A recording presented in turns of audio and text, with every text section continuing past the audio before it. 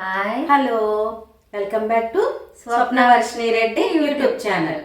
మరో కొత్త కథతో మీ ముందుకు వచ్చేసింది అక్షయవర్షిణి స్వప్న. కథలోకి వెళ్ళిపోదామా? ఒక వ్యవసాయం చేసే ఊరుంది.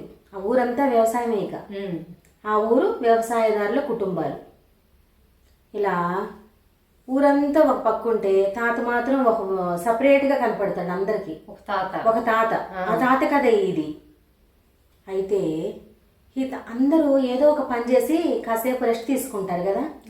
మధ్యాహ్నం అన్నం తిన్నాక పొలం ఓనర్ అయినా ఆ పొలంలో దిగి పనిచేసే రైతు కూలి అయినా సరే ఒక ముద్ద అంత పచ్చడైనా అన్నం ఏదైనా వేసుకొని తినేటట్టు ఇంత తిని పడుకుంటారు కాసేపు. ఈ తాత అసలు అట్లా పడుకునేవాడు కాదు. ఇంకా చేస్తూనే ఉండేవాడు. రెక్కలు డొక్కలు అన్ని లోపల ఇరిగిపోతున్నా కూడా. కష్టజీవి. పని చేయటం ఆపితే ఇంకా అలవాటు తప్పిపోద్దేమో అని భయం. ఆగిపోయి కూర్చుంటే ఇంకా నేను చేయలేనేమో, చేస్తూనే ఉండాలి. నాగలతో దూకుతూనే ఉండేవాడు విత్తనాలు వేయడానికి. ఎందుకు అంత చేస్తావని ఆళ్ళు ఇల్లు అంటుంటే మొహం మళ్ళీ భూమి సారం తగ్గిపోద్ది. ఎప్పటికప్పుడు చేసుకుంటూనే ఉండాలి. తిని పని ఆగదు, ఆ భూమికి రెస్ట్ ఉండదు. మొత్తం చేస్తూనే ఉంటాడు. ఇలా జరుగుతూ ఉండగా కొంతకాలానికి ఆ ఊరికి కరువు వచ్చేసింది. వర్షాలు పడట్లేదు. ఊరంతా క్షామం దాపురిచ్చింది. దరిద్రపు రాక్షసి దాపురిచ్చింది ఊళ్ళోకి. పిల్లా జల్లా ఏడుస్తున్నారు. అసలు ధాన్యం పండట్లేదు పొలంలో. లాస్ట్ ఇయర్ ఉంచుకున్న ధాన్యమే పొలం, వడ్లు, గోధుమలు, అవి మినువులు అయ్యో ఉంటే అంతంత వేసుకోవటం, గంజి కాసుకోవటం, తినటం, కొంచెం తాగడం, తినటానికి కూడా నక్కనక్కలాడిపోతున్నారు. అట్లాంటి టైంలో కూడా తాత కూర్చోలేదు ఇంట్లో. కొంతమంది పక్కూరు వెళ్ళిపోయారు, వలస వెళ్ళిపోయారు వేరే ఊళ్ళకి. ఊళ్ళో నీరే లేదా ఎలా ఉంటారు? ఇంకా తినటానికి లేదు, ఉండటానికి లేదు. కాబట్టి వేరే ఊళ్ళకి వెళ్ళిపోయారు పిల్లలు. తల్లుల్ని తీసుకొని ఉద్యోగరీత్యా వేరే ఊళ్ళో ఉన్నాళ్ళు ఉంటారు కదా, తల్లిదండ్రులని, ముసళ్ళని, అమ్మ, అవ్వ, తాత అందరినీ తీసుకెళ్ళిపోయారు. మరి ఇక్కడ జరగట్లేదు కదా, ఉన్నదే తిందాం ఆ గదిలో పడని సిటీకి వెళ్ళిపోయారు. ఇక్కడ మాత్రం ఊరంతా ఖాళీ అయిపోయింది. కొన్ని కుటుంబాలు మాత్రమే ఉన్నాయి. 3000 4000 ఉండే ఊరు జనాభా ఉంటుంది కదా. 3000 4000 ఉంటుంది, ఎంత పల్లెటూరు అయినా. 4000 దాకా ఉండాల్సిన జనాభా పట్టుమని 500 మంది కూడా లేకుండా అయిపోయారు. ఊరంతా బావురమంటుందన్నమాట. అట్లాంటి పరిస్థితిలో కూడా తాత పొలం వెళ్ళటం మానలేదు, పని చేయటం మానలేదు. ఆహారం లేదు, అయినా కూడా పని చేస్తూనే ఉన్నాడు. నాగలతో భూమిని సారవంతం చేయడానికి ఇంకా దున్నుతూనే ఉన్నాడు. లాక్కుంటూ నాగలు పెట్టుకొని గూడిపోయేలాగా. వర్షాలు లేవు ఆ పక్కన. దున్ని ఏం చేస్తాడు? నీళ్లు లేవు, ధాన్యం వేయటానికి ధాన్యం లేదు. పోనీ ఏమైనా విత్తనాలు ఉంటే అనుకోవచ్చు, విత్తనం వేసి నీళ్లు పోయడానికి భూమి సారవంతం చేస్తున్నాడు అని. ఏమీ చేయట్లేదు అక్కడ. నీరు లేనిది ఇంకేం చేస్తాడు? కాబట్టి వాళ్ళు వీళ్ళు చూసుకుంటే ఎందుకు ఇంత కష్టపడతావు నువ్వు? అసలు ఊరంతా బావురమంటుంది, నువ్వు మాత్రం ఈ కష్టపడటం మానేసేయి. ఈ చేసే కష్టం ఏదో పక్క పల్లెటూరుకి వెళ్ళిపోయి ఏదన్నా చేసుకుంటే నీ కుటుంబానికి ఉపయోగపడుతుంది కదా. ఆహారం కడుపు నిండా తింటావు, కాస్త జీతం వచ్చిద్ది, అటు ఇటు పని చేసుకుంటే. ఇక్కడ సారవంతం పోయిద్దని నువ్వు కష్టపడుతున్నావు. నీ డొక్కలేమో లోపలికి వెళ్ళిపోయినాయి, ఎండిపోయావు ఎముకలు అని అంటున్నా కూడా పట్టించుకునేవాడు కాదు. తన పని తను చేసుకుంటూనే ఉండేవాడు నవ్వుముఖం పెట్టుకొని తాత. ఇలా వాళ్ళు ఇళ్ళు అంటాం కూడా మానేశారు. ఇంక వినిపించుకోడు, ఇంకా తన తత్వం అంతే అనుకునేవాళ్ళు. ఒకరోజు రోడ్డు పక్కనే పొలం అనమాట తాతది. రోడ్డు పక్కనే ఒక తాత పోతా ఉన్నాడు, దానయ్య. దారిని పోయే దానయ్య అంటారు కదా, ఎవరో పోతా అటు ఇటు పోతా మాట్లాడుతుంటే వాళ్ళ పేరు ఊరు మనకు తెలీదు. ఎవరు ఏంటి అని మనం అనుకున్నాం అనుకో, ఎవరు దారిని పోయే దానయ్య అంటారు. అట్లా ఒక దారిని పోయే దానయ్య మాట్లాడిచ్చాడు తాతని. ఏంది అసలు ఈ కష్టపడితే ఏంటి, ఊరంతా ఖాళీ చేసి వెళ్ళిపోతుంటే నువ్వేమో ఎద్దులు కూడా లేకుండా నాగల్ని గూళ్ళు వేసుకొని లాగుతున్నావు, సారవంతం చేయడానికి దున్నుతున్నావు. ఓ పక్క విత్తనాలు లేవు, నీళ్లు లేవు, దున్ని ఏం చేస్తావు నువ్వు? అసలు నీకేం ఆహారం లేదు. ఇప్పటికి 3 ఏళ్ళు అయిపోయింది కరువు వచ్చి. ఎవరో జ్యోతిష్యులు, పండితులు అన్నీ చూసి 7 ఏళ్ళకి కానీ వర్షం పడది ఈ ప్రాంతానికి అని చెప్పారంట. అయ్యో, ఇంతవరకు దూరదర్శన్లో చెప్పేవాళ్ళు వాతావరణ వార్తలని. గాలిదుమ్ములు వచ్చేస్తాయి అని ముందుగానే చెప్పేసేవాళ్ళు. ఇప్పుడు కూడా చెప్తున్నారు కొన్ని చోట్ల. దాని ప్రోగ్రామ్ ఏమంటారు? వెదర్ ఫోర్కాస్ట్ మనకు కూడా చెప్పేసిద్దిగా ఫోను, అందరికి గూగుల్ చెప్పేసిద్ది కదా. మనం చూసుకుంటే అట్లా చెప్పింది అనమాట అప్పట్లోనే వాళ్ళకి. 7 సంవత్సరాల దాకా ఈ ప్రాంతంలో వర్షం పడదు అని. 3 ఏళ్ళు అయిపోయింది, ఇంకా 4 ఏళ్ళకి కానీ ఈ ఊరికి వర్షం రాదని చెప్తున్నారు అందరూ. నువ్వు ఇంకా దున్నుతా ఉంటే నువ్వు పడిపోతావు, ప్రాణం నిలిసిద్దా అని ఆ దానయ్య కోపంగా కొంచెం కవ్వించినట్టుగా ఏడిపించినట్టుగా మాట్లాడాడు. ఆ మాటకి తాత సమాధానం చెప్పాడు. ఇంతవరకు ఊళ్ళో వాళ్ళకి చెప్పలే సమాధానం.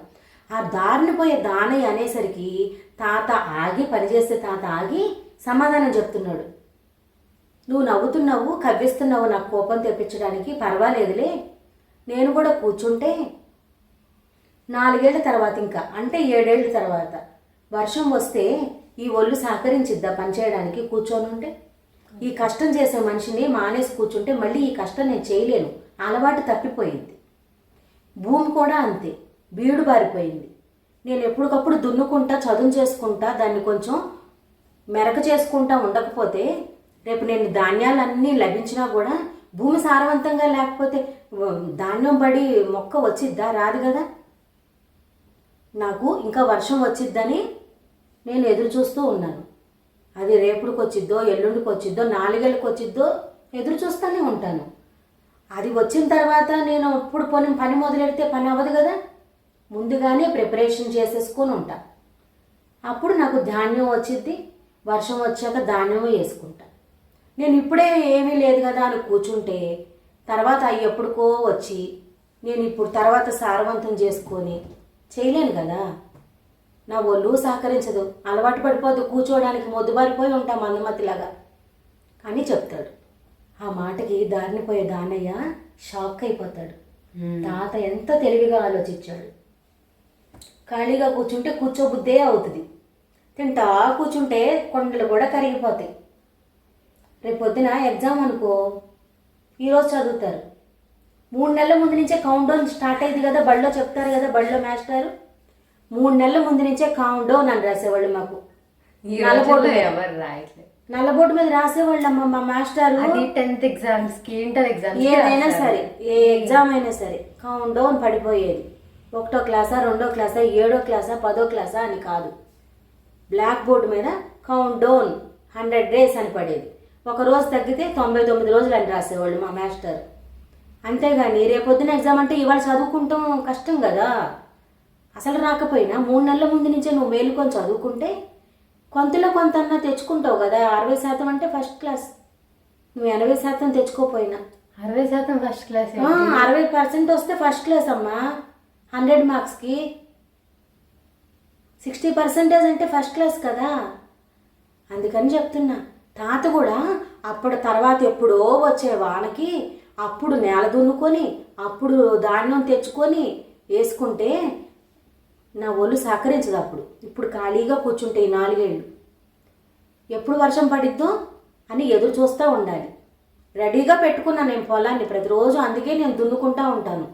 ఏమో నా అదృష్టం బాగుండి యూనివర్స్ సహకరించి రేపే వర్షం పడిద్దేమో. పక్కూరేళ్ళు తొందరగా ధాన్యం తెచ్చుకొని వేసేసుకుంటా, గుంటలు చేసుకుని రెడీగా ఉండాను. సారవంతం చేసుకున్నాను, మెరక తోలుకున్నాను, రెడీగా ఉంది నా పొలం. ఎప్పుడంటే అప్పుడు ధాన్యం వేసుకుంటా వర్షం పడితే అని పాజిటివ్ థింకింగ్తో ఉన్నాడనమాట తాత. దారిని పోయే దానయ్య ఎంతో ఆనందపడ్డాడు. పంచభూతాలు పేర్లేంటిది? గాలి, నీరు, ఆకాశం, అగ్ని, భూమి, ఇవన్నీ పంచభూతాలు కదా. ఈ పంచభూతాలు ఒకళ్ళనొకళ్ళు అనుకున్నాయంట, నువ్వు ఆ ఊరికి వర్షం లేకుండా చేసేయని వానదేవుణ్ణి పందెం కట్టి ఆపారంట. అట్లా వాళ్ళు ఏదో అనుకొని మాట వచ్చి అందుకని ఈ ఊరికి వాన లేకుండా చేపించారంట మిగతా అన్ని కలిసి. అందుకని వరుణు కరుణించలేదు ఈ ఊరిని.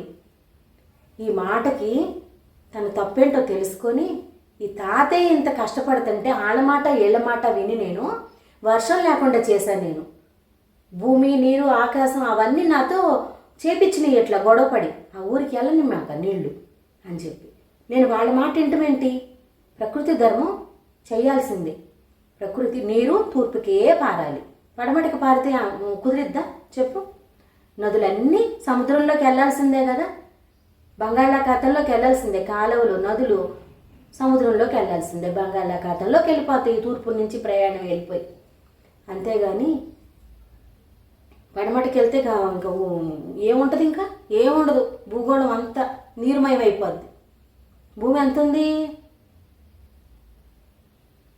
70% నీరుంది భూగోళం, 30% మనుషులు. ల్యాండ్ మనుషులు 30% ఉంది భూమి మనుషులకి, 70% అంతా వాటర్తో నిండిపోయింది. అది కూడా తూర్పుకి పారమట్టి. అది కనుక రివర్స్లో పడమటికి పారిందంటే ఇంకా అది కూడా ఉండదు, మొత్తం జలమయమే. కాబట్టి నేచర్కి అన్నీ తెలుసు, ఏది ఎటు వెళ్ళాలో. వర్షం కాలంలో వర్షం పడాలి, ఎండాకాలం ఎండ రావాలి. అన్నీ నేచరు తగ్గట్టు అన్నీ జరిగిపోతాయి. నా వల్లే జరిగింది, నీ వల్లే జరిగింది అనుకోకూడదు. ఇప్పుడు అగ్ని నీరు అవి పోట్లాటే, వీళ్ళు పోట్లాడుకొని వాడిని వరుణ్ దేవుణ్ణి నీరు వెళ్ళనీయకుండా చేసినాయి, ఆ ఊర్లో వాన రాకుండా. అటు మాటని వినొచ్చా? నేచరు తన సహజ ధర్మాన్ని ఆపేసింది, దానివల్ల ఊరంతా నష్టపోయింది. అది గ్రహించాడు వరుణుడు.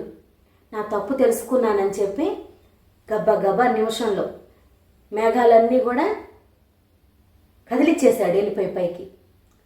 చక్కగా వర్షం పడిపోయింది. సహజ లక్షణాన్ని ఎప్పుడూ కోల్పోకూడదు. తాత తన లక్షణం ఏంటిది? పంట పండించటం, వరుణుడు వర్షం కురిపించటం. అట్లా అన్నమాట. నేనే బతికిచ్చా, దానివల్లే నువ్వు బతుకుతున్నావు అంటారు కొంతమంది. ఎవ్వరు బతికిచ్చినా, ఎవ్వరు సహాయం చేయకపోయినా అది సంబంధమే లేదు. నేచరే అన్నీ చేసుకుంటూ వెళ్ళిపోతుంది అంతే. ఇప్పుడు నేనున్నాను, నేను వండుకోలేను, ఒక్కోసారి ఆగిందా మనోధైర్యంతో ముందుకెళ్ళిపోతున్నాం. అంతేగాని నా ఒళ్ళు ఎట్టకుట్ట తెచ్చుకొని నేనే వండేశానమ్మా, నాకెవరు సహాయం చేయలేదు, నేనే చేసుకున్నా అని గొప్పగా చెప్పుకుంటాం కాదు. అది ఎంతో మనోధైర్యం ఉండబట్టి ముందుకెళ్తున్నాము. నా ఒక్కదాని వల్ల కాదు కదా, నేచర్ సహకరించింది. లేగలేని దాన్ని కూడా లేపగలిగే శక్తిని ఇచ్చింది. అది బాడీలో శక్తి లేకపోతే అది వేరే విషయం. బుద్ధి మందం కాకుండా చూసుకోవాలి కదా, షార్ప్గా ఉండాలి కదా. పొద్దున్నే టైం అయిపోతుంది, లెగాలి. అట్లాగే వరుణుడు కూడా నా టైంకి నేను వర్షాన్ని అందించాలి. ఊరంతా క్షామంలో ఉంది నా తెలివి తక్కువతనంతో, నా సహజ లక్షణాన్ని కోల్పోయాను. కాబట్టి వీళ్ళకి మరింత దిగుబడి వచ్చేలాగా చేయాలని చెప్పి అందరికీ 15-20 బస్తాలు పండే చోట తాతకు మాత్రం 50 బస్తాలు వచ్చేలాగా పండించాడనమాట. టైంకి వర్షం పడింది ఆయన ఆ ఊరిలో. ఇక 3 ఏళ్ళు బాధలు పడ్డారా, 4వ ఏడుకి వర్షం వచ్చింది. పంట పొలాలన్నీ బాగా సారవంతంగా అయిపోయినాయి. ఇందులో నేను చెప్పాలనుకుంది ఏంటంటే, సహజ లక్షణాన్ని వదులుకోవద్దు. వాళ్ళు వీళ్ళు ఏదో అన్నారని మన సోల్ లక్షణాలను వదులుకోవద్దు. అదే అందం, అదే నేను చెప్పాలనుకున్నా. నేచరు అన్నీ ఇస్తుంది, వాళ్ళది వీళ్ళది పోల్చుకొని అట్లా ఎప్పుడు గొడవలకి వెళ్ళి మన లక్షణాన్ని మనం పోగొట్టుకోవద్దు. మన సహజ లక్షణంతోనే మనం ముందుకెళ్దాము. అదే నేను చెప్పాలనుకున్నా. ఈ హీరో తాత అన్నమాట. ఇందులో తాత ఇంత చక్కగా చెప్పమట్టి వరుణుడు రాజీకి వచ్చేసాడు. ఈ ఊరికి వర్షం ఇవ్వాలి, క్షామం నుంచి బయటపడేయాలి అని చెప్పి. నచ్చిందా కదా? నచ్చిందమ్మా. పట్టుదలతో ఉండాలి. రేపు పొద్దున అవుద్దిలే, రేపు వర్షం వచ్చాక చేసుకుందాంలే అనుకుంటే కష్టం అయిపోయింది. ముందుగానే ప్రిపరేషన్లో ఉంటే 2 నెలల తర్వాత 3 నెలల తర్వాత వచ్చే వర్షానికి ధాన్యం వేసుకుంటాము. ఆ గుంటల్లో ఏమైంది, ముందుగానే రెడీ అయిపోతాం. ఎగ్జామ్కి వెళ్ళాలి, రాత్రి అన్నీ సర్దుకొని ఉండేవాడికి టెన్షన్ ఉండదు పొద్దున్నే. లేదంటే 6 గంటలకి ఎగ్జామ్ సెంటర్కి వెళ్ళాల్సిన పిల్లోడు అప్పుడే లేచి అప్పుడే సర్దుకొని వెళ్ళాలంటే కష్టమైపోద్ది. కొంతమంది వాటర్ బాటిల్ కూడా ముందే పెట్టేసుకొని ఉంటారు రాత్రిపూటే. తెల్లవారుజామున టైం ఉండదు, ఒక్కోసారి బయలుదేరే టయానికి ఏ బాత్రూమ్కో వెళ్ళాల్సి వచ్చింది. అంతే కదా మరి. టైం వెనక్కి తిరిగి రాదు, పోయిన టైము సెకండ్ కూడా తిరిగి రాదు. ముందుగానే ప్రిపరేషన్లో ఉండాలి. అదే నేను చెప్పాలనుకుంది. రేపు చేద్దాంలే అనుకుంటే అన్నం కూర లాభం, టైంకి ఆకలి తీరదు. కాబట్టి సహజ లక్షణాన్ని వదులుకోకుండా సూర్యుడు పొద్దున్నే లెగుస్తున్నాడంటే మనం కూడా లెగాలి. చందమామ వచ్చాడు అంటే పడుకోవాలి. టైం టు టైం ఏది చేయాలనేది ముందుగానే ప్రిపరేషన్లో ఉంటే అంతకంత లాభం చేకూరుద్ది. ఇప్పుడు తాత అందుకున్నాడు కదా, ఊరంతా 20-30 బస్తాలు పండితే తాతకి 50 బస్తాలు వచ్చింది. అట్లాగే మనం కూడా టైం ప్రకారం అన్నీ చేసుకుంటూ వెళ్తూ ఉంటుంటే లాభం అదే వచ్చేసిద్ది మన ఇంటికి.